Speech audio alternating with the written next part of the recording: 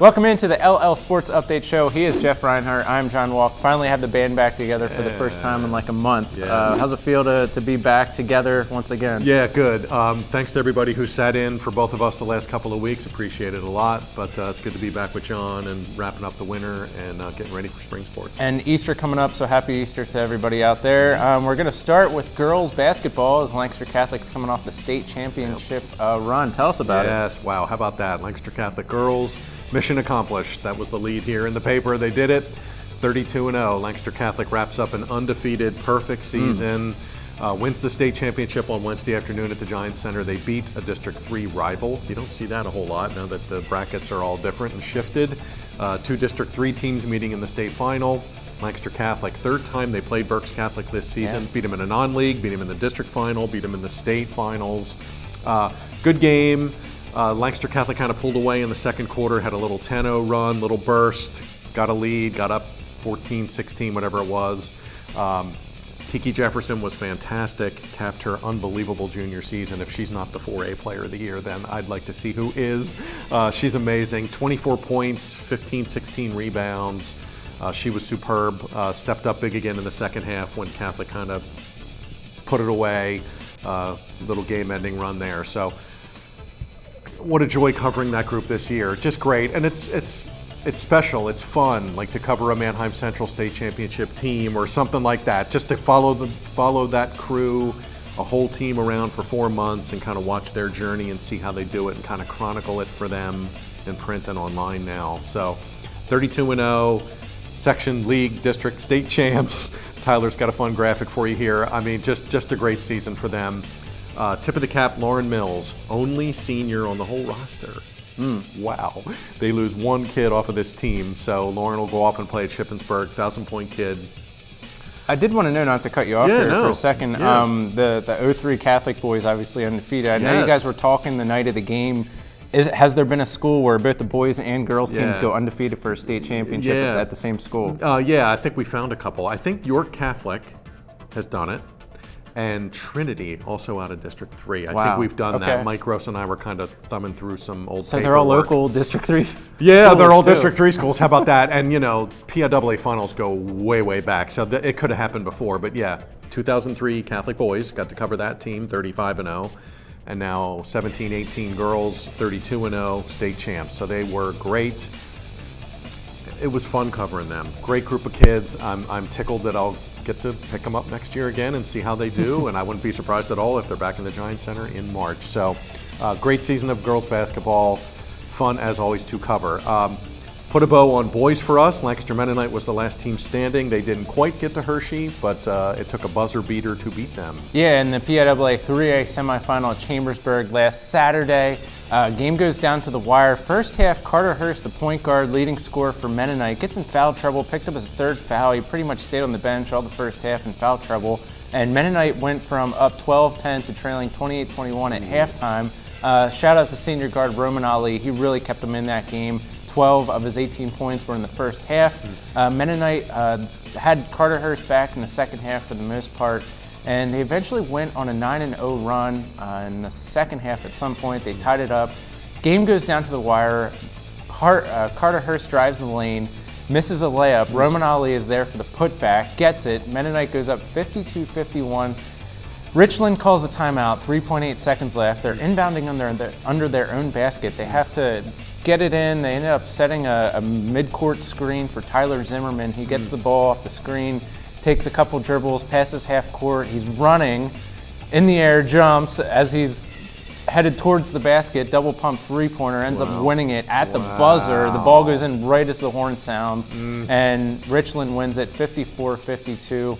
Then they ended up losing to Newman-Goretti in the championship game, which was a bummer because Mennonite, they met Newman-Goretti in last year's state quarterfinals, I believe, and that was a Newman-Goretti team that had 5 Division I pretty loaded college players on it, and most of those guys are gone now, so I was curious, if Mennonite and Goretti would have met up again, how close that would have been, but we never got to see that. But shout out to Lancaster Mennonite, LL Section 3 runner-up. They were LL playoff team as well, made it to the District 3 3A semifinals. They were the 4th seed from District 3, ended up being the western side of the bracket, the only eastern team in the western side of the bracket. They ended up making it to the state semifinals. Only the second Mennonite team to ever go that far. They finished 20-10, I believe. And Elijah Terry is, I think, one of the few guys who's going to be back from that. He was a sophomore guard, only 5'9", and his last 2 games were incredible. He had, I think, 11 of the 12 points in the fourth quarter in the state quarterfinal game, and then he had 9 of the team's first 11 points in the state semifinal game. So he's going to be awesome for them. So keep an eye on him. All right. Basketball is officially done. I think we're going to be just done the talking All-Star about, game. That's about it. hoops. Yeah, we have the All-Star game coming up. LL League Senior All-Star game for girls and boys will be held at Hempfield on April 4th. 6:30 start for the girls, following 8 p.m. for the boys. Thanks for reminding me about that. Absolutely. By the way. That'll be it for hoops for LL this winter. Yeah, and I'm sure you and I or we'll have somebody out there staffing that game, so feel free to check that out on Wednesday night coming up. All right, basketball is in the books, and what do you know? Another week of LL League football news. It never ends, it seems. Merger news, what's going on? Merger news, finally some LL football, Berks football merger news. Nothing like really overly official, but we finally have a little movement here, just a little bit. Came across this week. We told you before that Berks had to officially apply. They had to send a piece of paper that said, can we please join your league? So that finally happened. That happened of Wednesday this week. Berks officially sent that piece of paper to the LL Board of Control saying, can we please take our 13 football teams and merge with your league? And the Board of Control accepted that. So the paperwork is now moving. They have some papers to push here in the LL offices, finally. Nothing official.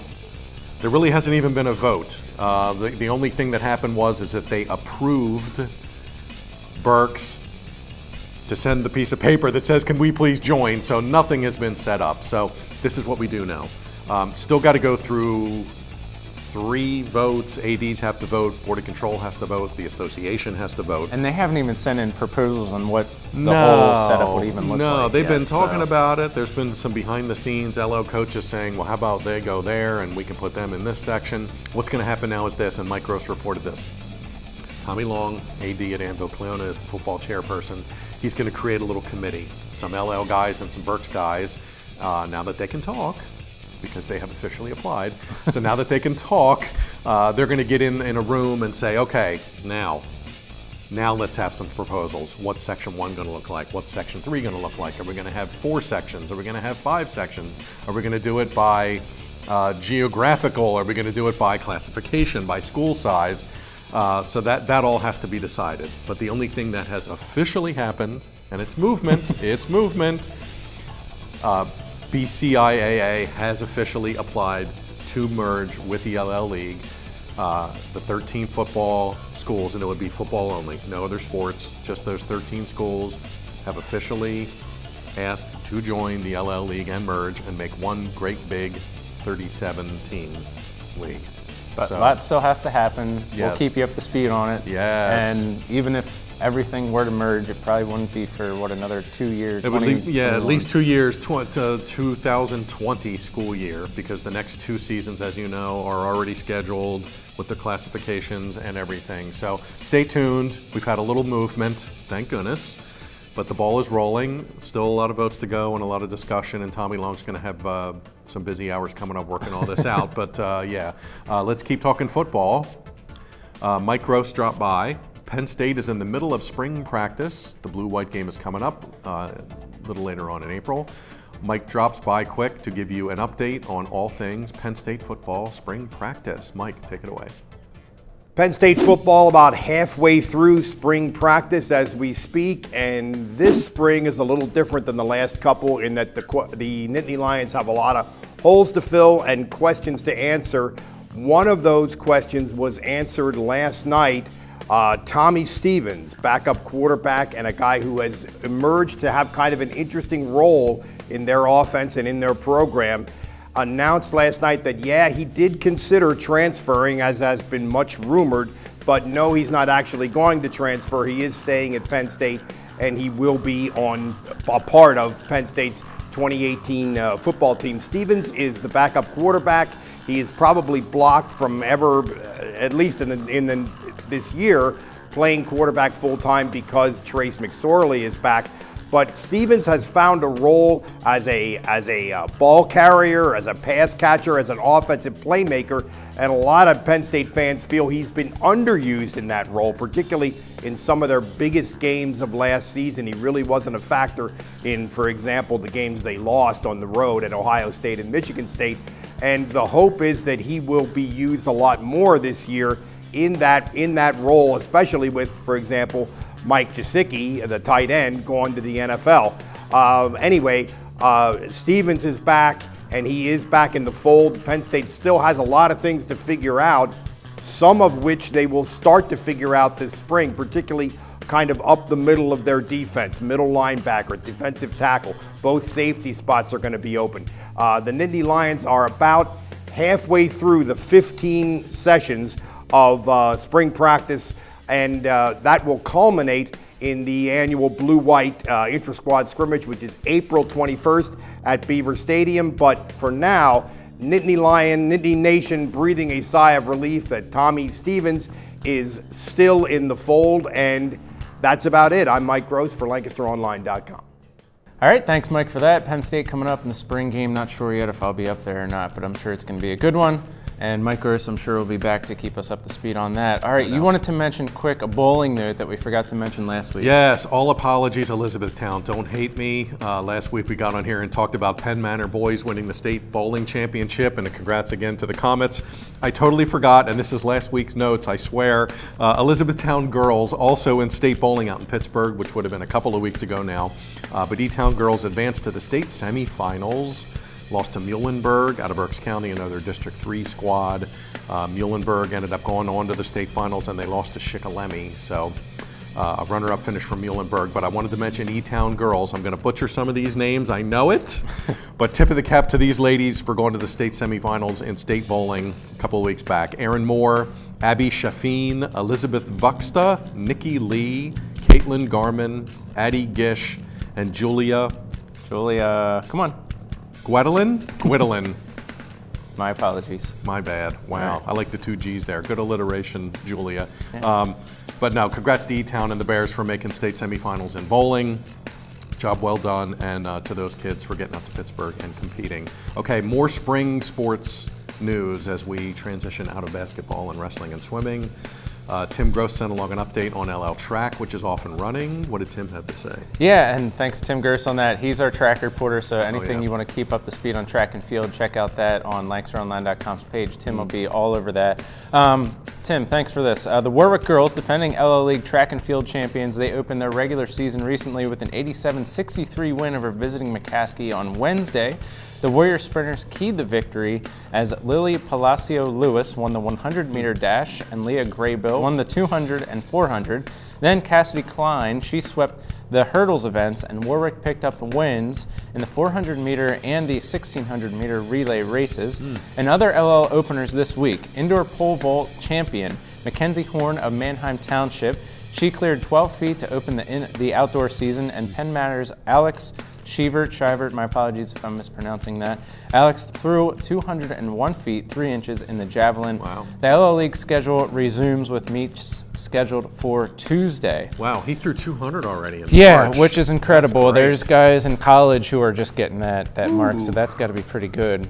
So that's worth noting. And yeah, spring sports are all underway, and we're going to be hitting all of them over the coming weeks. Oh, yeah. Jeff wanted to mention quickly baseball and softball. What's going on there? Yeah, a couple of no-hitters already in the first week. I would not want to be swinging a metal bat in this weather right now. No wonder there's no hitters already. A baseball no-hitter, Manheim Township.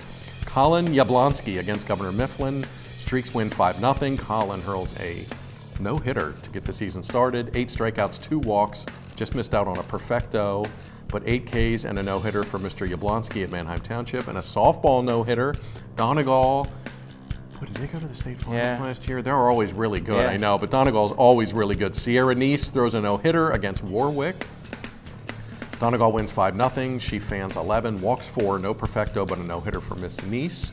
Quick start for Donegal. So Yablonsky and Neese with no-hitters on the first week of baseball and softball. Diana Pugliese will have you covered for baseball all spring. Mr. Dave Byrne will have you covered for softball all spring. we'll have both of those in throughout the spring to do some videos and fun stuff. Yeah, and you're going to be covering what? I'll be on boys volleyball as soon as I get up and out of this Lancaster Catholic girls basketball beat thing. I will be on boys volleyball soon, I promise. Looking forward to Manheim Township. Can they defend their LL crown? And Manheim Central boys volleyball loaded. Whole team back from last year, minus one good all-star player, but everybody else back. And the Barons were preseason #1 in Class 2A. So keep an eye on that. I'll get you more boys volleyball moving forward. Lastly, this week, lacrosse off and running. You have a boys preview for us. Yeah, and I'll have the girls lacrosse preview on this show this time next week. We're going to start with boys lacrosse just for time reasons. We had a long show this week, and I don't want to crunch both of them in. So we're going to do both Justice boys this week, girls next week. Boys, Manheim Township. I believe they've won the last 4 LL League tournament crowns. They're going to come into this year with a 60-some, I should have been more prepared with this, I'm sorry, Come but on, a 60-some LL League regular season win streak. Wow. They're again your favorite. They're absolutely loaded. All-American senior midfielder Grayson Saladay, senior attackman Owen Miller, junior attackman Sean Curcio, senior midfielder Zach Diamond, junior midfielder Bryce Hutchinson, junior attack Trey Freeman, a strong cast of sophomores and juniors along with them. They have their face-off back. And they made it to the state semifinals last year. They lost. I think that was out of Governor Mifflin. After that game, the goalkeeper, Caton Johnson, he's committed to North Carolina, by the way. He said at the end of that game, hey, if we put in the work this offseason and come back here, I don't see why we couldn't contend for a state title. Wow. They have everybody back from that team. They added some pieces to the coaching staff. So I don't know, in this PIAA sanctioned lacrosse area, I think it's fair to say this is probably Township's best bet at contending for a state title, just everything that I see on paper. So they're going to be the team to beat again in the LL League, and we'll see what they can do in the postseason, but we'll get to that in another month or so. Also wanted to mention there's 5 new coaches in the LL League boys lacrosse, Cocalico with Chris Laudenslager, who we know as the Cocalico football offensive coordinator, longtime offensive coordinator. He's been they're helping coach football forever, and he's been the assistant boys lacrosse coach the last handful of seasons, now takes over the head job. Conestoga Valley alum Cameron Tuff returns to his alma mater, now the Conestoga Valley boys lacrosse coach. Gordon Andresen is the new Garden Spot boys lacrosse coach, and Hempfield has Matthew McAlpine. He's a parent of a former Hempfield player, and he's been coaching this group of guys for many years, just kind of coming up through the ranks, and now he's the head man with the Black Knights. And then finally, Stephen Tomaszewski, I believe I'm pronouncing that correct. He's a Penn Manor alum. He's coaching Lampeter Strasburg this year, so 5 new head coaches.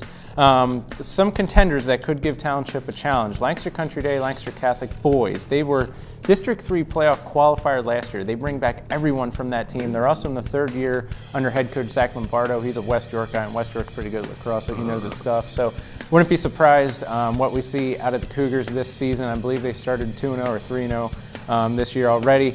Hempfield's going to be right there with everybody. Also want to give a shout out to Effort and Penn Manor. They look pretty good just in this opening week or so. So lots of good teams to mention there. We're going to send it out on this. LMP reporter Irene Snyder was out at practice on Wednesday evening. We're out in the rain. So my apologies if it looks Irene. a little bit different out there, but that's just how it is this time of year. You can never kind of predict the weather. Hopefully it'll get a little bit warmer and clear as we move on here. But we're out at Manheim Township boys lacrosse practice. We chatted with defender Kyle Lando and attackman Zach Diamond, along with 3rd-year head coach Dan Lyons. He's Jeff Reinhardt. I'm John Walk. We're going to throw it to Irene to take us out. We'll catch you guys next week. Here's Manheim Township boys lacrosse. Talk to me about your team so far this season, and what are some areas of improvement, and what do you like about the team? We have a great group of seniors and a big junior class as well, so a lot of experience and a lot of great chemistry because they've been playing together for so many years. One of the things that is a point of emphasis for us this year is being really aggressive in man-down defense and in the riding and clearing game, and really looking to generate turnovers when we're riding and get the ball into the goal when we're clearing the ball on offense. So you have all your starters back on offense this year, but you have a new offensive system. Talk to me about what you like about it and how it's working for your team. Yeah, so we have every returning starter, but our new offense this year is completely different from any year. I don't want to say too much about it, but it's going to keep defenses on their toes. So what types of things have you been doing in the offseason to improve as a team? We've all been in the weight room relentlessly. Most of us get extra reps out here pretty much every day. And we've been doing a lot of team bonding this year, a lot of team dinners, senior dinners. You're 3-0 so far this season. You look really good on paper. How do you feel about how your team's working together now, and also what do you all have to work on? Defensively, we've been really good with communication. I mean, we have all of our starters back. We've had Caton in net. He's a 4-year starter, so we're talking really well.